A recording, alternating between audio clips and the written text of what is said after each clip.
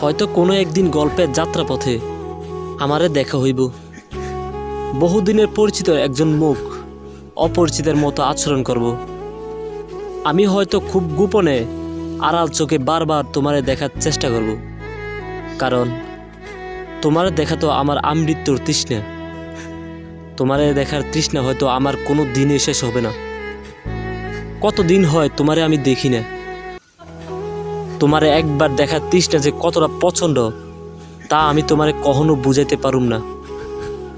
তবে চৈত্র মাসে জরা পড়া রৌদ্রে ধুলু মরুভূমিতে পানিবিহীন হাজার মাইল পাড়ি দিলে যেমন তৃষ্ণা লাগে, পানির লাগিয়া কাইন্দা যেমন চটপট করে, তার চাইতেও হাজার গুণ বেশি তোমারে একবার দেখার তৃষ্ণা আমার ভিতর বৃক্ষের মধ্যে জুন্যা আছে।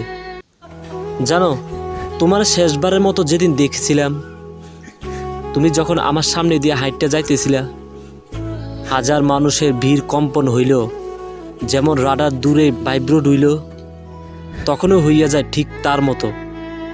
কয়েক সেকেন্ড আমার বুকের ভিতরটা লন্ড বন্ড হইয়া যাইতেছিল। তোমার একবারের জন্য মুখ ফুটটা কইবার পারি নাই যে হাজার জন্য তোমারে আমার দেখবার মন চায়, কিন্তু এই কথা সাহস করে তোমারে আমি বলবার পারি নাই, কারণ তুমি এখন তো আর আমার না। তোমার মনের সিংহাসনে তো এখন অন্য একজনের রাজত্ব।